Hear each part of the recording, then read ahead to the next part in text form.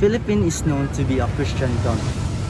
The Bible, Old Testament on Hebrew 13:4 stated, "The marriage should be honored by all, and marriage bed should be kept pure.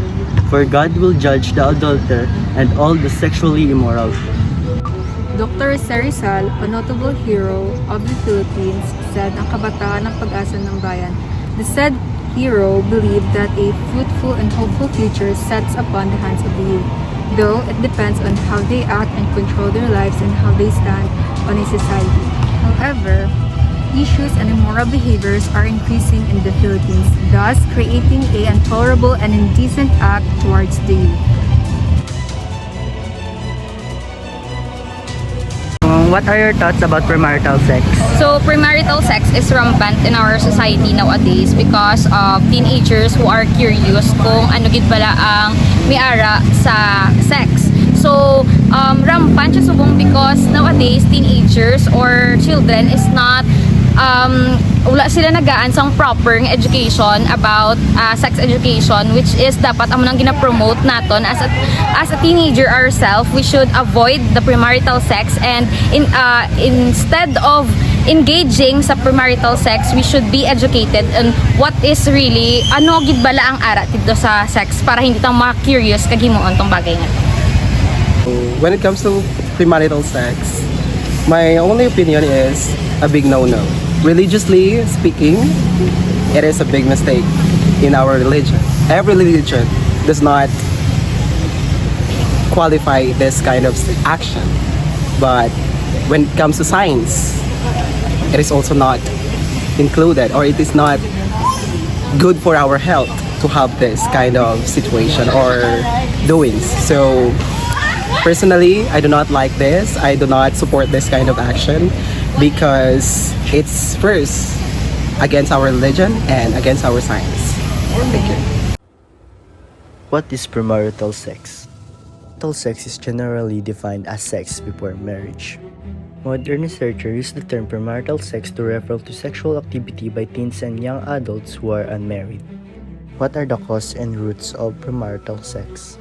First is pressure, curiosity, books and magazine, environmental influence, and bad parenting. The youth has responsibilities to face.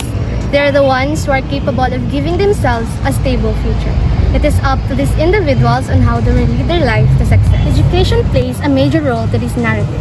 A typical student attends school on weekdays, studies his or her lessons, reflect on how will they uplift themselves, and possibly knows or that they are aware of the possible outcomes when dealing in sexual intercourse at such a young age or a state of not being tied with someone else yet. A global survey in 2013 was conducted concerning the acceptability of premarital sex in countries. Countries in Asia Pacific said that sex between unmarried adults is morally unacceptable. In Asia Pacific region, the Philippines ranks 4th with 71% that premarital sex is morally unacceptable. Based on the results of the 2013 Young Adult Fertility and Sexuality Study conducted by University of the Philippines Population Institute and Demographic Research Development Foundation, said that 1 out of 10 Filipina teen aged 15 to 19 years old is already a mother. In terms of engaging in premarital sex, more males engage at 35.5% compared to females at 28.7%. In reaching adolescence, finishing studies is a top priority. However, not everyone focuses on such activity. Others deals with infants or are working to provide in a family. Thus, this is how premarital sex affects someone's life. A member of the team interviewed an individual who experienced premarital sex and is willing to share her point of view on this matter. Was too curious about the things that happened around me. That's why I was too early engaged in premarital sex, and also the word love. When you love your partner, you are always too willing sacrifice anything that can push your relationship through to any difficulties that you may encounter both. Next na question. When you engage in premarital sex, did you and your partner both agree to do it? Yes, we both agree to engage in premarital sex because as what I said nga about the word love, because we love each other, that's why it is the main reason why are we do premarital sex too early. Next question. If you are given a chance to go back in the past, do you want to change the decision that you made before, or you will still choose to do it? So if I was given a chance to go back in the past, yes, I wanted to change the decisions that I made before, because as an as a teenager, having a baby in an early age is so difficult. I wanted to finish my study first, to get a good job so that I can build a happy and a financially stable family for my children and for my partner.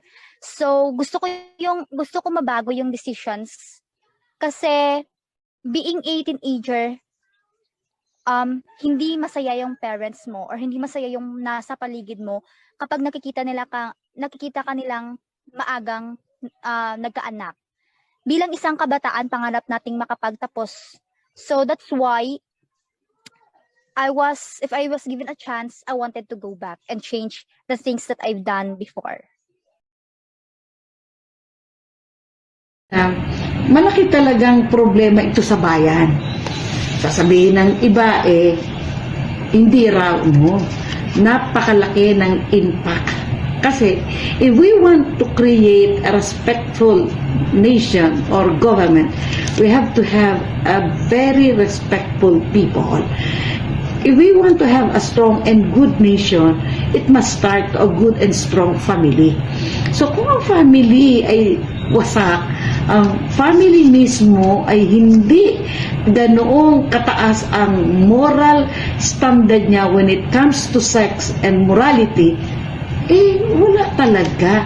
Malaking problema ito. How could you teach your next generation? Paano mo maituturuan ang susunod mong henerasyon kung ikaw mismo ay biktima at hindi ka nakalaya? So, sa case po ng premarital sex, ma'am, syempre, we know na may mga consequence din po yan when you do the act, ganun. So, yung managot po doon, ma'am, sa premarital sex, syempre yung consenting adults po or yung people na gumawa po ng act na yun. Kasi, we know that they did the act based sa kanilang choice, and yung they are free to choose kung ano yung gawin nila, but they are responsible for it. So parang ganun po siya. So that's why na parang when you make a choice na mag-go into that premarital sex, then you have to be responsible for your choice na yon, for your act of engaging into premarital sex. And then may mga factors din po yan kasi di rin natin ma-avoid, di ba, na may mga factors bakit nag-engage ang mga tao in general sa premarital sex.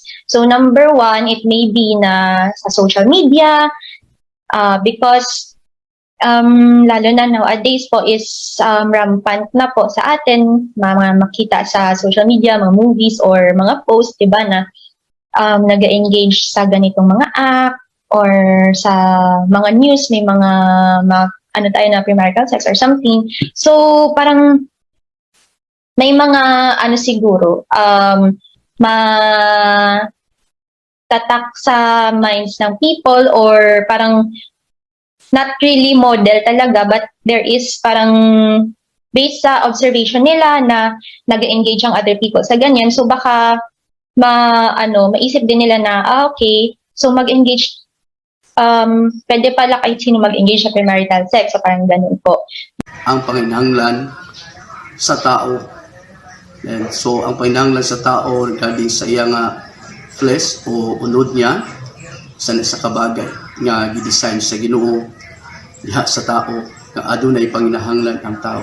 So, ang pulong sa Ginoo nga nagasiling the book of Genesis nga ang tao no, dili maayo nga mag-inusara.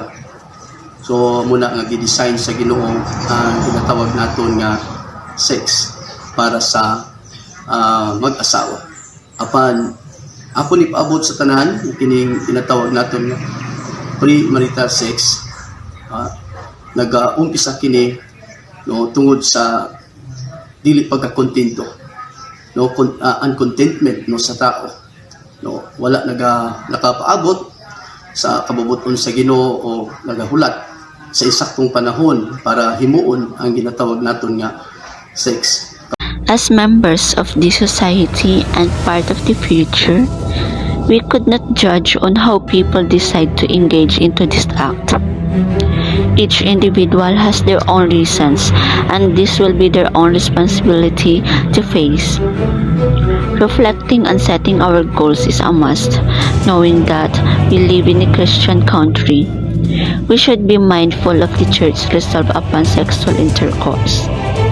There is an absolute truth that the Philippines is suffering with the increasing amount of teenage pregnancy, wherein poverty comes along.